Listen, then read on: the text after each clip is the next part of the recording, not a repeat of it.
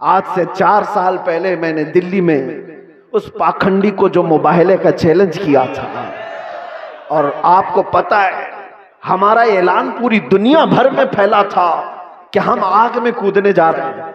लेकिन उस वक्त मुंबई का एक नौजवान मेरे पास आकर कहा था, जो कोई बाअमल नहीं दिखता शक्ल से, हाँ दाढ़ी में भी डिजाइन, सर में भी डिजाइन, फटी जीन्स पहना हुआ, उसने कहा था कि हजरत मुफ्ती साहब मैंने सुना है आपका ऐलान, आप दिल्ली जा रहे हैं आग में कूदने। मैंने कहा आपको क्या है उससे?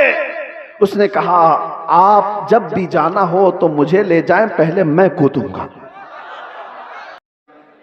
अल्लज़ी खलक़ल इंसान व अल्लमहुल बयान वस्सलातु वस्सलामु अला रसूलिही सय्यिदिल इंसी वल जान व अला आलिही व अस्हाबिही ज़विल खैरि वल इहसान, अम्मा बअद। फ़अऊज़ु बिल्लाहि मिनश शैतानिर रजीम, बिस्मिल्लाहिर रहमानिर रहीम।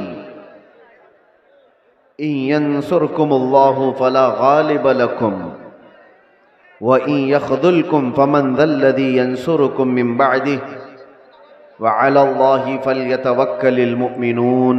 सदक़ल्लाहु मौलाना अज़ीम। बारगाह रिसालत मुआब सल्लल्लाहु तआला अलैहि वसल्लम में दुरूद पाक का हदिया पेश करें। अल्लाहुम्मा सल्लि अला सय्यिदिना मुहम्मदिन मअदनिल जूदि वल करम व आलिही व अस्हाबिहिल किराम व इब्निहिल करीम व बारिक व सल्लिम सलातन दाइमतन सरमदन अबदा। फिर के गली गली तबाह ठोकरें सबकी खाई क्यों, दिल को जो अक्ल दे खुदा तेरी गली से जाए क्यों। जान है इश्क़ मुस्तफ़ा रोज़ फजू करे खुदा, जिसको हो दर्द का मज़ा नाज़े दवा उठाए क्यों। अज़ीज़ान गिराम वक़ार, इंतज़ार करते करते आखिर मेरा नंबर आ ही गया, और आप तमामी हज़रात को देखकर ऐसा एहसास होता है कि मैं जब इस जलसे में आ रहा था तो गाड़ी वालों से पूछ रहा था कि मुझे कौन से खेती में ले जा रहे हो, पगडंडियों से गुजरते हुए यहाँ आ रहे हैं। इतना बड़ा जलसे का निज़ाम देख करके एक बात तो समझ में आती है, सीमांचल के लोग सही ढंग से अपना घर नहीं बना पाते हैं, लकड़ियों के घर, छप्पर के घर, लेकिन मेरे मुस्तफ़ा के नाम पर आलीशान जलसा तो जरूर सजा लेते। इसमें कंप्रोमाइज नहीं किया जाता, इसमें कोई कंप्रोमाइज कहाँ ये जलसा और कहाँ छोटे छोटे घर, कोई मुताबकत नहीं लगती। और बहुत बड़े बड़े लोग ये सब नहीं करते, गरीबों के हिस्से में ही ये काम आया करता है। अल्लाह के नबी सल्लल्लाहु तआला अलैहि वसल्लम ने जब मक्का मुकर्रमा में तबलीग शुरू फरमाई थी तो गरीबों ने ही सबसे पहले इस्लाम कबूल किया था, और गुरबत में ही इस्लाम फैलता रहा। आज भी मेरे अजीजों, बिहार में बहुत सारे इलाके हैं, लेकिन हम बहुत दूर बैठकर यहाँ के इलेक्शन की धमक भी सुनते थे तो सीमांचल की बात ज्यादा सुनते थे। उसकी वजह क्या है? बिहार में तो बहुत सारे इलाके हैं, बहुत सारे जिले हैं, इस इलाके का तज़किरा ज्यादा क्यों होता है? वजह यह है कि यहाँ पर वो कौम ज्यादा है जो लोगों की नजरों में चुभती ज्यादा है। और यही बात है कि दुनिया का हर दरिंदा हमारी तरफ देखता है और खूनखार नजरों से मिटाने की कोशिश भी करता है। और ये पहली बार नहीं, चंगेज इसके बड़े भी आए, हलाकू इससे बड़े भी आए, लेकिन वो इस दीन मतीन का कुछ बिगाड़ ना सके। आप भी ना घबराना, ये जलसे कोई ख़त्म नहीं कर सकता, और ना ये नाम हमारे कभी ख़त्म किए जा सकते हैं। कुछ बात तो है कि मिटती नहीं हस्ती हमारी, कुछ बात तो है कि मिटती नहीं हस्ती हमारी, सदियों रहा है दुश्मन दौरे ज़मा हमारा। यूनान और मिस्र रोमा सब मिट गए जहां से, बाकी मगर है अब तक नामो निशां हमारा। तौहीद की अमानत सीनों में है हमारे, आसान नहीं मिटाना नामो निशां हमारा। और फिर एक बात, बातिल से डरने वाले ए आसमां नहीं है हम, 100 बार कर चुका है तू इम्तिहान हमारा। एक बड़ी लज्जत है, बड़ा अजीब एहसास है बिहार के, बंगाल के, झारखंड के जलसों में। मैं बोलता बहुत भी हूँ आप लोगों के इंतजामात और इंसरामात के खिलाफ भी, रात भर सजाते हैं और बहुत सारे इसके जो नेगेटिव पॉइंट है उस पर बोलता भी हूँ। लाखों का खर्चा करते हैं बिहार में, जलसे ज्यादा करते हैं, इस पर बोलता भी हूँ। लेकिन दिल में एक एहसास ये भी होता है, जैसी तैसी है कौम, सर्कस में पैसा बर्बाद करने से मेरे मुस्तफ़ा के नाम पर तो लगाती है। किसी और जगह पर इनको छोड़ दिया जाए तो शायद पता नहीं मुजरे करने वालों को देखेंगे लोग। एंटरटेनमेंट की दुनिया है, यहां नहीं तो कहीं और महफिलें लगा देंगे। इसी बहाने कम से कम यहाँ शोराए इस्लाम आते हैं, खुतबा इस्लाम आते हैं, और ये एक एक लफ्ज पढ़ते जाते हैं, लोगों के दिलों में रस घोलते जाते हैं। जैसे तैसे ये दीन का निज़ाम इन जलसों के जरिए से कायम है। बहरहाल मेरे अजीजों, एक बात आप समझ करके चलना, यहां पर बैठकर तकरीबन 1 घंटा मुझसे पेशतर हजरत मौलाना साहब ने चंदा भी किया बहुत मस्जिद के लिए। बहुत लोग समझते हैं कि मौलाना लोगों का काम ही क्या है, चंदा करना, रसीद लेके घूमते रहते हैं। तुम्हें अंदाजा है दीन का ये सारा निज़ाम अगर ये मौलवी नहीं होते तो पता नहीं तुम क्या कर रहे होते। ये मदरसे, ये मसाजिद की मीनार, ये सारी चीजें इन लोगों से कायम है। होते होंगे चंद चंदा खोर लोग, मगर आपको पता है एक एक पाई दीन के लिए ऐलान करके जमा करना ये उलमा की शान है। क्या उनके अंदर सेल्फ रिस्पेक्ट नहीं है? क्या मांगना उनकी बचपन की आदत है? नहीं, तुम्हारे दरमियान अगर वो हाथ फैलाते भी हैं तो दीन के नाम पर। मेरे मुस्तफ़ा करीम सल्लल्लाहु ताला अलैहि वसल्लम की शरीयत ताहिरा की बका के लिए मुझे बात याद आती है। मेरे वालिद गिरामी फरमाया करते थे, अल जामियातुल अशरफिया मुबारकपुर आज हिंदुस्तान की एक ऐसी अजीम यूनिवर्सिटी का नाम है जिसके सामने ताजमहल की ऊंचाई भी फीकी पड़ती है। ताजमहल तो लोग टिकट देकर के देखने जाते हैं और फोटो खिंचवा कर आते हैं, मगर अल जामियातुल अशरफिया वो ऐसी जगह है जहां इंसान बनाए जाते हैं। उलमाए रब्बानीन की एक बड़ी जमात पैदा होती है।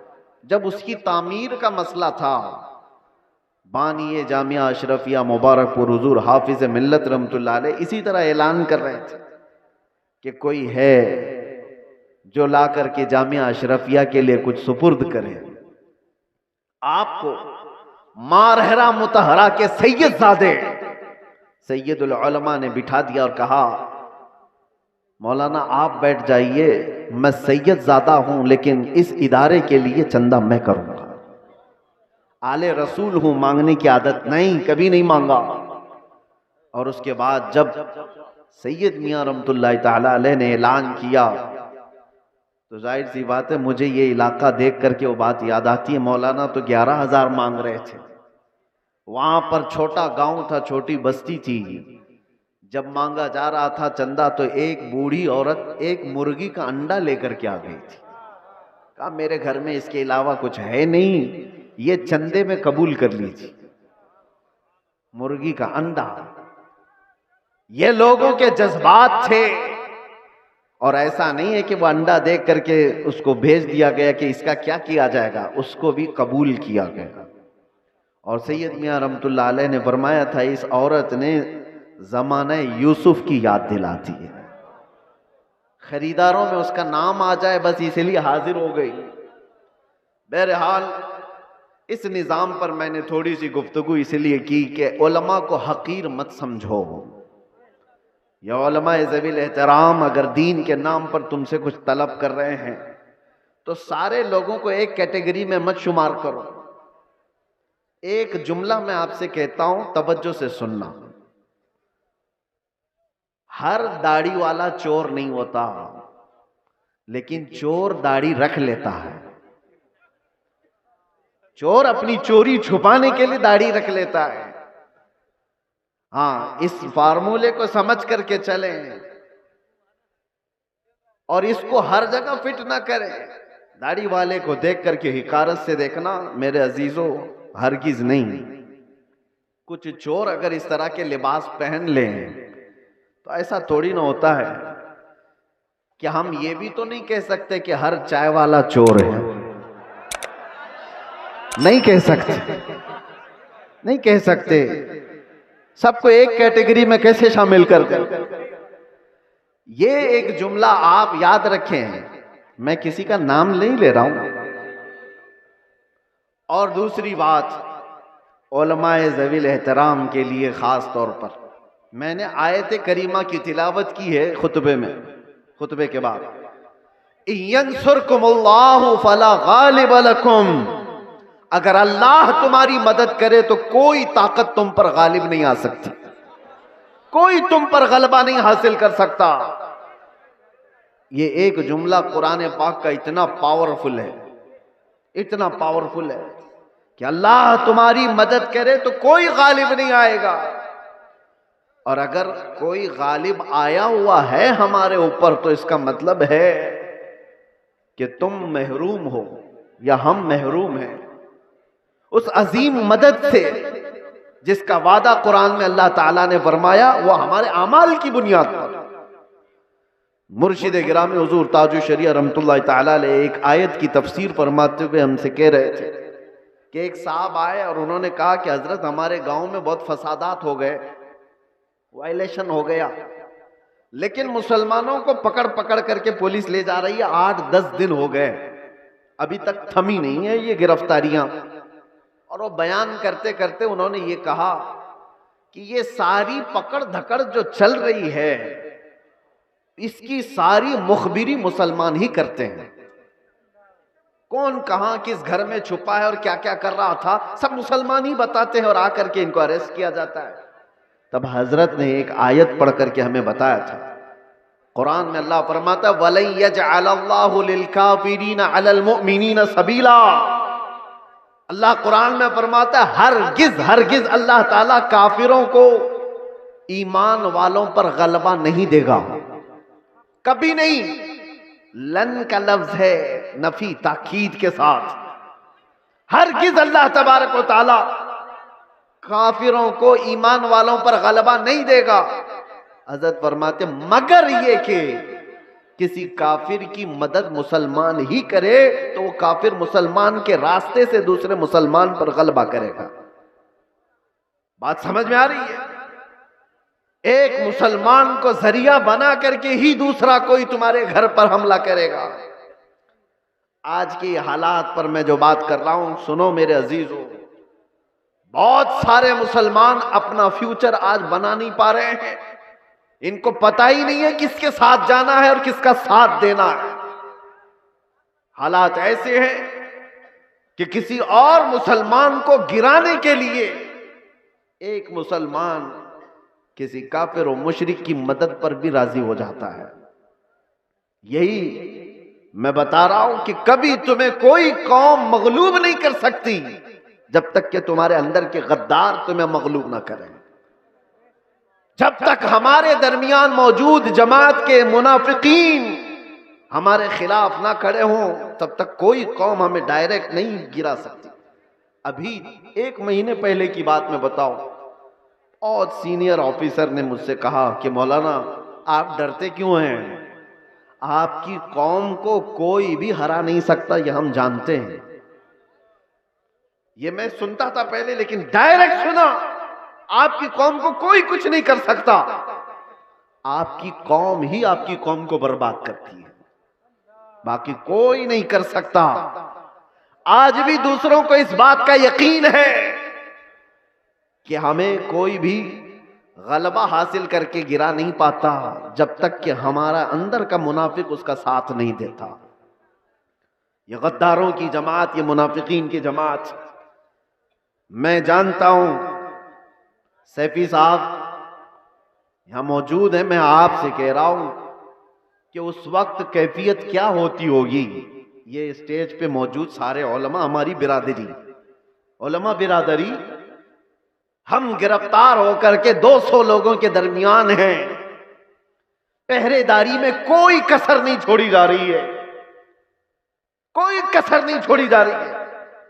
सारे इर्द गिर्द हमारे अतराफ कुर्सियां लगाकर बैठे और सवालात पे सवालात, सवालात पे सवालात। और उस वक्त इन्वेस्टिगेशन करने वालों को कुछ लोगों के मैसेजेस आते हैं और कहते हैं ये मौलाना से ये भी पूछो, ये भी पूछो। क्लिपें हमारी काट काट करके भेजी जा रही है तकरीरों की कि इन्होंने यहां पर ये कहा, इन्होंने यहां पर ये कहा। वो बेचारे सवालात करने वाले वो कहते हमको तो आपके बारे में उतना मालूम नहीं था, ये इतनी सारी चीजें आ रही हैं। मैंने पूछा नहीं कौन है, लेकिन सामने वाले ने बताया कि फलां पीर साहब हैं, फलां मौलाना साहब हैं। मैं जानता हूं मेरे अजीजों, मैंने इससे कबल बड़े जज्बात में कहा था, वो भी जानते होंगे जिन्होंने ये सब काम किए हैं हमारे दिल पर क्या गुजर रही थी उस वक्त। हमने सब अल्लाह उसके रसूल पर छोड़ दिया। लेकिन एक बात याद रखना, गद्दारों की जमात से कहता हूं, कल क़यामत होनी है और बारगाह मुस्तफा में हमें भी खड़ा होना और तुम्हें भी खड़ा होना है। देखा जाएगा कि तुम किसके साथ खड़े होते और हम किसके साथ खड़े होते। देखा जाएगा। तुमने किसी एक आलिम को सिर्फ और सिर्फ नामूसे रिसालत की बुनियाद पर सजा को तवील करने के लिए, साथ देने के लिए जासूसियों का माहौल बनाया था। कयामत तो होनी है, मौत तो आनी है, कब्र में भी जाना है। ये मत समझ लेना कि सब कुछ यहां पर है। चंद पैसों के लिए जो लोग अपना दीन बेचते थे, कुरान ने उनकी वईद में क्या क्या बयान फरमाया। ये वो लोग हैं जो यहूदी उलमा थे, यही तो किया करते थे। मालदारों को खुश रखने के लिए वो दीन का निजाम बदल दिया करते थे। अब देखना, जैसे जैसे ये सख्ता पावर में आज लोग हैं, हुकूमत में जो लोग हैं, मजबूत से मजबूत होते जाएंगे तो तूफान आएगा बहुत सारों के अंदर। कितने तो इधर से उधर निकलने लग जाएंगे कि भाई जिसकी लाठी उसकी भैंस, हमें भी उनकी बोली बोलनी पड़ेगी, हम भी उनके शाना बशाना रहेंगे तो कुछ हमारे भी काम हो जाएंगे। देखना, और चंद दिनों के बाद वो चाहे उलमा दिखने वाली जमात में से लोग हों या नेता बनने वाले लोग हों, ये सब वो चाटुगिरी करने वाले लोग इन तूफानों में अब किसके किसके साथ जाने लगेंगे और कौम की दलाली करने लगेंगे। देखना आप चंद दिनों के बाद। और ऐ कौम के गयूर नौजवानों, मोहब्बत मुस्तफा पर और नामूसे मुस्तफा पर तुमने जज्बात में आकर के जो नारे लगाए, इनका पास व लिहाज रखना। चाहे पूरी जमात के बड़े बड़े लोग किसी ऐसी जमात के साथ चले जाएं जो मेरे मुस्तफा के दुश्मन हैं, उन्हें मत देखो, उनकी दौलत ना देखो, उनकी सियासत ना देखो, उनके ऊंचे मर्तबे ना देखो। मैं गरीब ही सही, मेरे दामन में मेरे मुस्तफा की मोहब्बत काफी है। इस पर कायम रहना। तुम्हारे घर छप्पर के हैं, तुम्हारे इलाके बाढ़ से डूब जाते हैं, बहुत सारे मामलात हैं, इस पर राजी रहना, लेकिन ईमान का सौदा कभी ना करना। नामूसे मुस्तफा का सौदा कभी होने नहीं देना। ऐसों की जमात से अपने आप को बचाए रखो जो दीन का सौदा करते हैं। मेरे अजीजों, एक बात मैं कह रहा था, मौलाना अभी जो चंदा कर रहे थे एक मस्जिद ही के लिए, लोग मजाक उड़ाते हैं हमारा। सुन्नियों के जलसे देखो चंदे कर रहे होते हैं। अरे भाई करेंगे ही ना, हमारे पास सऊदी रियाल थोड़ी ना आते, हम तो गरीबों से ही बना रहे हैं जो कुछ भी बना रहे हैं। हमारे पास कौन सी हुकूमत है? ना सऊदी है, ना कतर है, ना कुवैत है, कुछ नहीं है। हो सकता है तुम्हारे पास डॉलर भी आते हो, रियाल भी आते हो, पाउंड भी आते हो, तुम्हारे आकाओं से सब आता होगा। ये गरीबों की बस्ती में जो आता है इनकी मेहनत मजदूरी की कमाई से ही आता है। और इसीलिए रियालों पर पलने वालों से डर कौम को, दुनिया को नहीं है, इन गरीबों की बस्तियों से लोगों को डर है कि इनकलाब पैसे के लालचियों से नहीं आता, ये ईमान पर जिंदा रहने वाली गरीब कौम से इनकलाब आता है। गुरबा से दुनिया डरती है। आपको पता है कैसर और किसरा की ताकत का अंदाजा लगा सकते हो? कैसर कहते थे रोम के बादशाह को, किसरा कहते थे ईरान के बादशाह को। ये उस जमाने की बात कर रहा हूं जब तकरीबन पूरी दुनिया में दो बड़े सुपर पावर हुकूमतें थीं। Super power, Persian empire, Roman empire. Roman empire कैसर, पर्शियन एम्पायर किसरा। ये मेरे मुस्तफा करीम सल्लल्लाहु ताला अलैहि वसल्लम के जमाने की बात कर रहा हूं। और जब हुजूर पाक के जमाने से थोड़ा सा जमाना आ गया, सिद्दीक अकबर का, फारूक आजम का, मदीने से ये सहाबा की जमातें निकली थी और ये बात कर रहे थे कैसर और किसरा से मुकाबले की। सोचो, सीमांचल के गरीब लोग, बस्तियों में रहने वाले, जिनके यहां पक्की सड़क भी ना हो, और वो गांव के रहने वाले अगर ये कहे हम अमेरिका से लड़ने वाले हैं, रशिया से लड़ने वाले हैं, तो दुनिया मजाक ही तो करेगी। दुनिया क्या कहेगी? अरे तुम्हारे छप्पर के घर हैं और तुम बात कर रहे हो सुपर पावर से लड़ने की। बिला तशबी बिला तमसील सहाबा इकराम जिस वक्त ये बात कर रहे थे कि कैसर और किसरा को भी हम फतह कर लेंगे, रोम और ईरान को भी फतह कर लेंगे, मक्का वाले ठट्टा मार करके हंसते थे। जिनके पांवों में चप्पल नहीं, जिनके कपड़ों पे पैबंद लगे रहते हैं, जो 10 लोग एक खजूर पर पूरा दिन गुजारते हैं, ये वो मोहम्मद अरबी के गुलाम हैं। रोम और ईरान फतह करने की बात कर रहे हैं। मजाक उड़ाया जाता था, लेकिन तारीख की सच्चाइयां बताती हैं वो मजाक करने वाले देखते रह गए, देखते रह गए। सहाबा की जमाअत, वो फाका कशी पर रहने वाले, एक पैबंद लगा जुब्बा पहनने वाले, बगैर चप्पल के कई कई लंबे मील तक सफर करने वाले सहाबा जब निकले थे तो कैसर और किसरा को घुटने टेकने पर मजबूर कर दिया था। उमर फारूक रदी अल्लाह ताला अन्हु के जमाने में वो वक्त आया था कि जब किसरा की हुकूमत भी तहबाला हो गई, कैसर की तमाम सल्तनत की रानाइयां खत्म हो गई और फिर परचम इस्लाम लहराया था, तो आज तक ईरान पर जो इस्लामी हुकूमत का गलगला है आज तक मौजूद है। मैं आपसे कहता हूं कि दुनिया ने हमेशा ये देखा है मोहम्मद अरबी सल्लल्लाहु ताला अलैहि वसल्लम के गुलामों में इनको कमजोर देखा गया है, इनको गरीब देखा गया है, फटे पुराने कपड़ों में देखा गया है, उलझे बालों में देखा गया है। लेकिन जब इस कौम को जलाल आता है तो बड़ी बड़ी हुकूमतों के तख्ते पलट जाते हैं। इसी को इकबाल ने कहा था, इसी को इकबाल ने कहा था, निकल करके सहरा से जिसने उलट दिया था तख्ते रोमा को, सुना है कुदसियों से मैंने कि वो शेर फिर होशियार होगा। सुना है कुदसियों से मैंने कि वो शेर फिर होशियार होगा। ऐ सुन्नियों, घबराने की जरूरत नहीं, मायूस होने की जरूरत नहीं, अपने आमाल बदलने की जरूरत है, अपने अखलाक बदलने की जरूरत है, ईमान की मजबूती लाने की जरूरत है। हमारे पास बचा क्या है? अभी जो चीज बची है वो मोहब्बत मुस्तफा, नबी करीम सल्लल्लाहु ताला अलैहि वसल्लम पर मर मिटने वाली जो कैफियत है, ये दुनिया की सबसे अजीम दौलत अल्लाह ने तुम्हें अता की, इसको बचाए रखो। ये भी अगर खत्म हो गई तो चलती फिरती लाशें हैं और कुछ भी नहीं बचा। हाँ, आपका एक सवाल है, आपका एक सवाल है। जैसे हमसे भी कहते, चलो बहुत बोलते थे, गिरफ्तार होकर के गए, जेलों के पीछे पड़े रहे, कोई पुरसान हाल नहीं, धक्के खाते रहे, कैसी कैसी जगहों पर बैठते रहे। क्या ये इज्जत की बात है? मेरे अजीजों, ये गिरफ्तारियां यह हमारे आबा व अजदाद की सुन्नत है। हाँ, जेल, कैद, ये सारी चीजें नई बात नहीं है। तारीख उठा करके देख लो तो बड़े बड़े बुजुर्गान दीन इस मंजिल से गुजरते चले गए, और सब ये तो छोटी मंजिल है, इससे बड़ी मंजिल फांसी की आती है। वहां तक भी उलमाए रब्बानीन पहुंचे हैं। और कभी उन्होंने ये नहीं कहा हमारे इस रास्ते पर चलने की वजह से हमें सजा मिल रही है, बल्कि फांसी के फंदे को चूम करके भी वो कहते थे हक तो ये है कि हक अदा ना हुआ, हक तो ये है कि हक अदा ना हुआ। हमारे असलाफ किराम में आपको पता है इमाम अहमद बिन हम्बल को 300 कोड़े मारे गए थे हक बात के लिए। और आपको पता है हजरत इमाम मूसा काजिम इमाम जाफर सादिक के बेटे हैं, अहले बैत के बड़े इमाम हैं।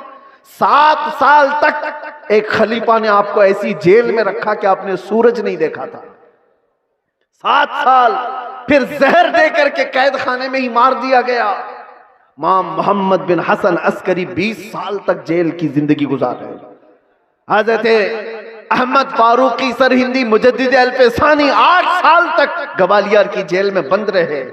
अल्लामा किफायत अली काफी, इनायत अहमद काकोरवी, फजल हक खैर आबादी, ये वो उलमाए रब्बानीन हैं जो अपने हक बयानी की बुनियाद पर जेल की सजाएं काटते रहे। लेकिन ये बात इसलिए मैं कह रहा हूं, जेल की सजाएं काटने के बाद न दीन पर कुछ फर्क आया न ईमान पर कुछ फर्क आया, इसलिए कि हमारा मानना यह है इस्लाम जिंदा होता है हर करबला के बाद। इस्लाम जिंदा होता है हर करबला के बाद। कुर्बानियां अगर देने का वक्त आए तो कुर्बानियां दोगे या नहीं दोगे? हुजूर पाक सल्लल्लाहु ताला अलैहि वसल्लम के नाम पर आजमाइशें आएंगी तो उन आजमाइशों के लिए तैयार रहोगे कि नहीं रहोगे?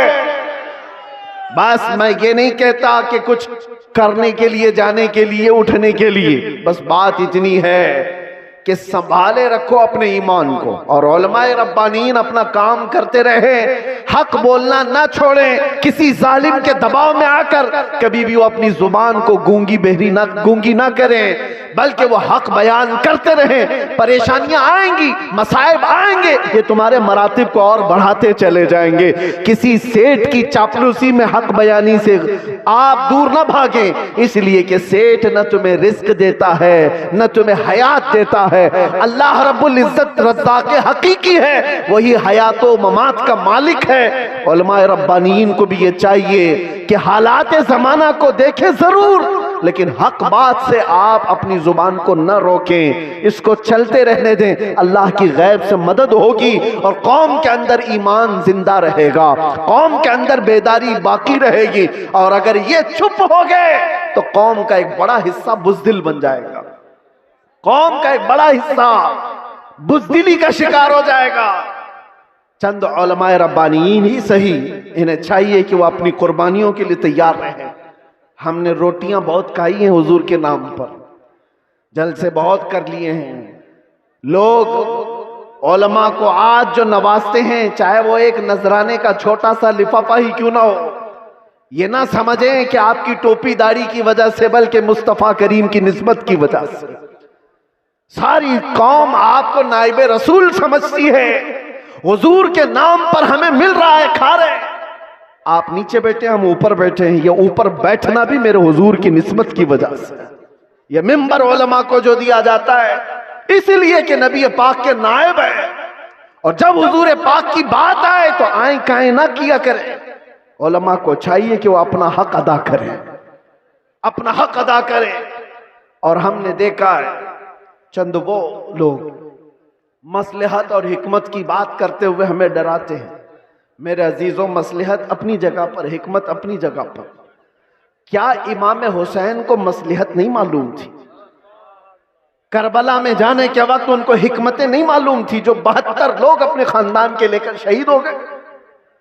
दीन पर कभी ऐसे मामलात आए तो मेरे अजीजों, उलमा का सबसे पहला ये नंबर है कि कौम आप एक कदम बढ़ाते हैं तो ये 100 कदम आगे बढ़ने को तैयार है।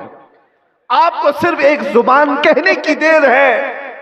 कौम तो बेचारी बेपनाह मोहब्बतों के साथ जान देने के लिए भी कुर्बान है। मैं अक्सर एक बात कहा करता हूं, आज से 4 साल पहले मैंने दिल्ली में उस पाखंडी को जो मुबाहले का चैलेंज किया था, और आपको पता है हमारा ऐलान पूरी दुनिया भर में फैला था कि हम आग में कूदने जा रहे हैं। लेकिन उस वक्त मुंबई का एक नौजवान मेरे पास आकर कहा था, जो कोई बाअमल नहीं दिखता शक्ल से, हाँ दाढ़ी में भी डिजाइन, सर में भी डिजाइन, फटी जीन्स पहना हुआ, उसने कहा था कि हजरत मुफ्ती साहब मैंने सुना है आपका ऐलान, आप दिल्ली जा रहे हैं आग में कूदने।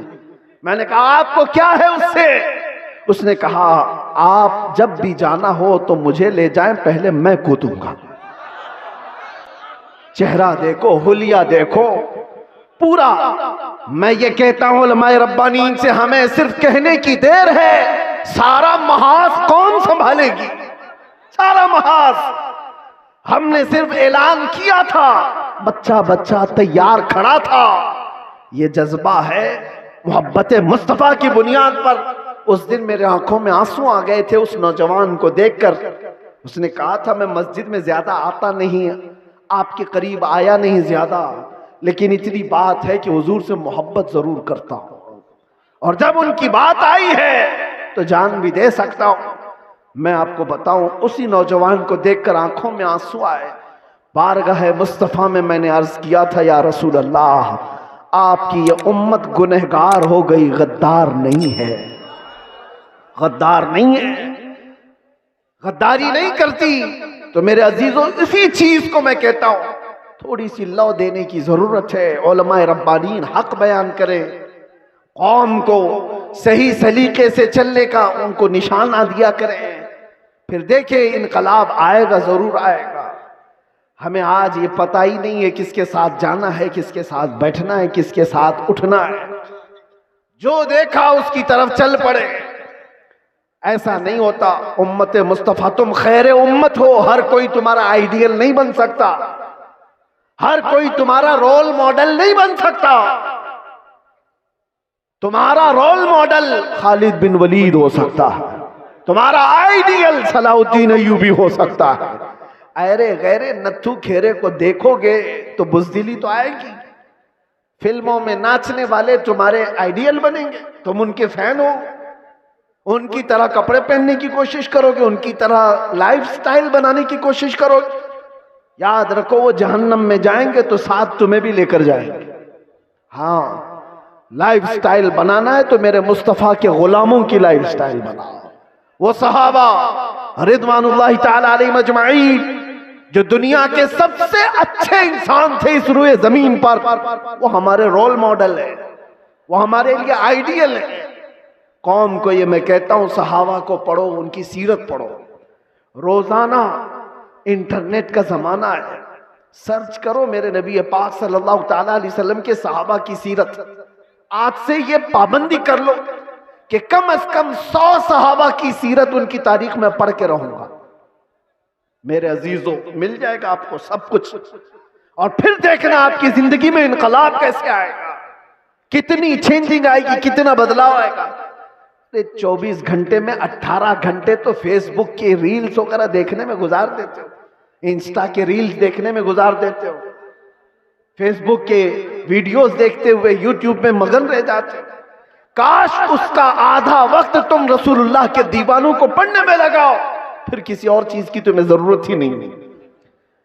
मेरे अजीजों, इतने बड़े जलसों की भी तुम्हें हाजत नहीं पेश आएगी। तुम अपनी जिंदगी को मेरे नबी पाक के गुलामों को पढ़ करके खुद समझ जाओगे, क्योंकि मेरे आका ने फरमाया अस्हाबी कन्नुजूम बिअय्यिहिम इक्तदैतुम इहतदैतुम। मेरे सहाबा सितारों की मानिंद हैं, तुम जिसकी भी पैरवी करोगे हिदायत पा जाओगे, जिसके पीछे भी चलोगे तुम हिदायत पा जाओगे। आज के हालात की बुनियाद पर बुज़दिली जो आ रही है उसको खत्म करने की मैं बात कर रहा हूं, दोनों तरफ, यहां से भी और वहां से भी, दोनों जगह से। और उन सेठों से भी मैं कहता हूं जिनको अल्लाह ने थोड़ा माल दिया है, तुम अपने माल का गलत इस्तेमाल ना करो। और किसी के पास माल आ गया है तो सबसे पहला वो क्या काम करता है, उलमा पे हुकूमत जमाने की कोशिश करता है। वो चाहता है कि सारे मौलाना मेरे इशारे पर चले। ये सारे सेठों का मिजाज बनता चला गया। मौलाना साहब मस्जिद में वही बयान करेंगे जो मैं चाहूंगा। तुम्हारा दीन चलाओगे कि मेरे मुस्तफा का दीन?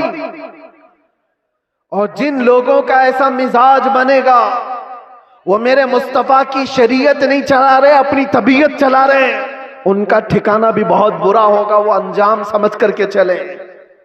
माल आने के बाद, पैसा आने के बाद उलमा की जुबानों को रोक लगाने के लिए अपने माल का, अपने पावर का इस्तेमाल ना करें। हाँ, उनसे रिक्वेस्ट करें, इल्तिजाएं करें कि आप इस मौजू पर कहें, इस मौजू पर, लेकिन बंदिशों के साथ। अरे कितने तो ऐसे हैं, हमारे पास एक मामला ऐसा अभी दूर दराज के इलाके का आया। एक इमाम साहब को हक बयानी करने पर उनके कपड़े फाड़ दिए गए, उनको मारा गया, मिंबर से उतारा गया। किस वजह से? कि उनकी तबीयत की बात नहीं कर रहे थे मौलाना, शरीयत मुस्तफा की बात कर रहे थे। तुम सूद खाते रहोगे और उलमा नहीं बयान करेंगे, शराब पीते रहोगे उलमा नहीं बयान करेंगे, चोरी करते रहोगे उलमा नहीं बयान करेंगे। अगर तुम्हें तुम्हारी बुराइयों के बारे में बताने से बुरा लगता है तो डॉक्टर के पास भी मत जाना। वो तुम्हारी बीमारियों को जब बताता है तो क्या थप्पड़ लगाते हो? जब तुम्हें वो कहता है कि तुम्हें बुखार हो गया है, पेट में अल्सर हो गया है, तो क्या थप्पड़ लगाओगे? गिड़गिड़ाने लग जाओगे, डॉक्टर साहब इलाज कर दो, जल्दी से अल्सर निकाल दो। यही काम जब उलमा तुम्हारे साथ करे, रूहानी बीमारियां तुम्हें लगी हैं, तो तुम्हारे दिल में रिक्कत तारी हो जाना चाहिए और सोचना चाहिए। आओ उनके पास, कहो कि हमें इन बीमारियों से आजाद करा दो, इन गुनाहों से, इन बीमारियों से, इन बलाओं से हमें आजाद कराओ। लेकिन उल्टा है, पैसों का जोर ऐसा कि उलमा की दाढ़ियां खींच ली, उनके जुब्बे खींच लिए, उनकी इज्जतों पर उंगलियां उठाने लग गए। ये मिजाज बदलो मेरे अजीजों। और आज जलसों के सिलसिले में एक और बात मैं कह के जा रहा हूं। इंतजामिया जितने जलसे करते हैं, बाहर से आने वाले शायर, बाहर से आने वाले मुखर्रिर, ये सारे अपनी जगह पर। तुम अपनी मस्जिद के इमाम को अगर खुश नहीं रख सकते तो इन जलसों को क्या हासिल है? इन जलसों का क्या हासिल है? लाखों रुपए जमा करते हो और ये सब पे खर्चा करते हो। मस्जिद का इमाम 5,000 के लिए तरस जाता है। मोहल्ले के इमाम को समझते हो कि ये तो घर की मुर्गी है, दाल बराबर, इसको तो चलाया जा सकता है। वो तुम्हारे साथ साल के पूरे दिन रह रहा है, हम तो आधा घंटा, 1 घंटा आकर के जा रहे हैं। जो साल भर तुम्हारे साथ खिदमतें कर रहा है, उसका दिल ज्यादा खुश रखो। अगर वो मुतहर्रिक नहीं होता तो तुम्हारे पास दीन का मिजाज आता कहां से? तुम्हारे बच्चे कुरान पढ़ते कैसे? अगर वो मेहनत ना करे तो अलिफ से बा तक ना आए बच्चों को, तो फिर सबसे पहला हक है उसका। ये मिजाज भी बिहार हो कि कहीं पर भी हो, मैं ये देना चाहता हूं। हम नजराने के लिए नहीं आते, एक बात याद रखें कान खोल करके। बहुत सारे लोगों ने बना रखा होगा, मैं आज ऐलानन ये कहता हूं, हमारे नाम पर कोई दलाली ना करे। हमारा कोई एजेंट नहीं है जलसों के लिए। हम तारीख के लिए बहुत सारे लोग फोन करते हैं, और कितनी हमारे पास ऐसी खबरें आई कि फला ने तारीख दिलाने के नाम पर 50,000 ले लिए, 1 लाख ले लिए। कौम से मैं कहता हूं, किसी को 1 रुपया भी देने की जरूरत नहीं। अल्लाह रब्बुल इज्जत ने हमें जितना अता किया वो बहुत है, बहुत है। मैंने जलसों को कभी भी जरिए माश नहीं बनाया है। अल्लाह शाहिद है, अल्लाह शाहिद है। किसी भी जगह हमने कभी कोई डिमांड नहीं किया। हाँ, खुशियों के साथ, मोहब्बतों के साथ लोगों ने जो दिया रख लिया, अलग बात है। कभी किसी से तकाजा किया हो तो मेरे सामने खड़ा होकर के बता दे। कभी नहीं। ये बात इसलिए कर रहा हूं कि अल्लाह तबारक व तआला ने जो अता किया वो बहुत है। हम अपने पैसे से सफर का खर्चा भी निकाल सकते हैं और आकर के बगैर किसी चीज के जा भी सकते हैं। हमें किसी चीज की हाजत नहीं। लेकिन आज से मैं कहता हूं, मकामी उलमा को पहले खुश रखो। अगर वो खुश रहे तो दीन का मिजाज बना रहे। और अगर उनको इस हालत में रखे हो कि उनको देखो तो लगे कि यतीम है, बेसहारा है, लावारिस है, किसने इनकी हालत बना रखी है? ये जेबों पर लोगों की नजर क्यों डालने लग गए? तुमने खुश नहीं रखा। तनख्वाहों में कटौती ऐसी करते चले गए कि उनको एक एक पाई के लिए तरसाते रह गए। मैं जानता हूं कई इमाम ऐसे हैं जो मस्जिद के दिए हुए छोटे से घर में अपनी पूरी जिंदगी गुजार कर चले गए। मदरसे में मुख्तसर सी तनख्वाह पर 40 साल पढ़ाते रह गए। ये सारे खिदमात उनकी अपनी जगह पर।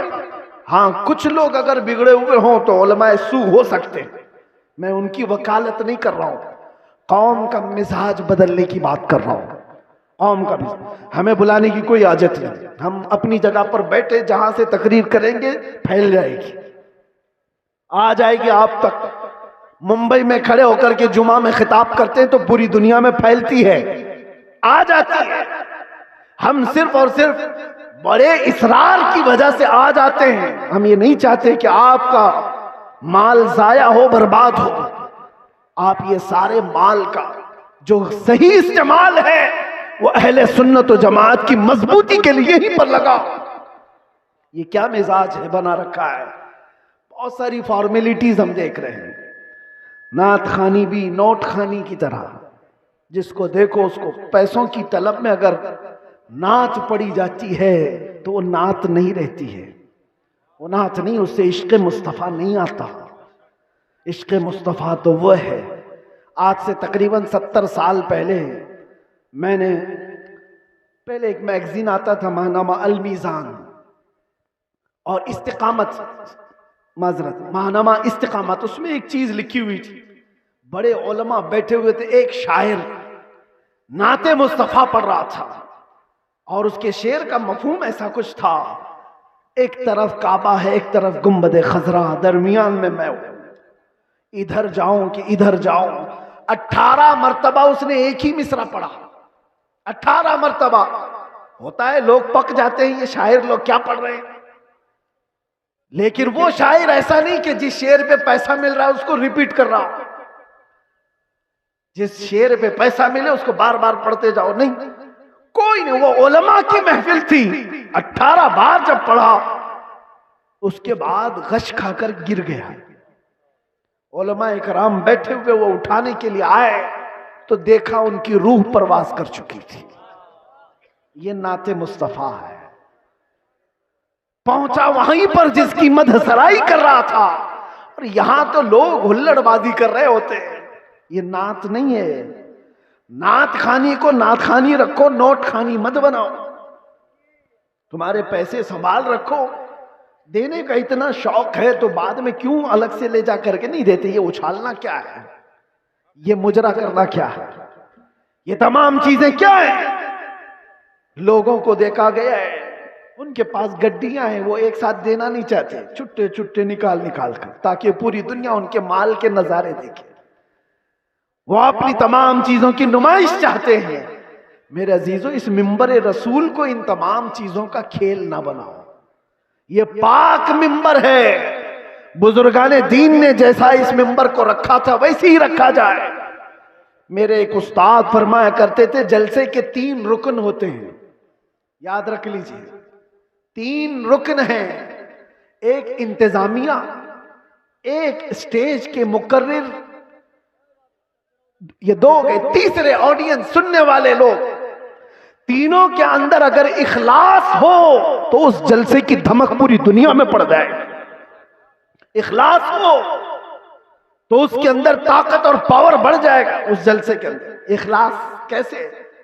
जलसा कराने वालों का भी इखलास हो कि हम अल्लाह उसके रसूल की रजा के लिए कर रहे हैं, कंपटीशन के लिए नहीं, पैसा जमा करके खाने के लिए नहीं। जलसा किया तो बाकी का पैसा हजम कर लिया, इसके लिए नहीं। इखलास हो।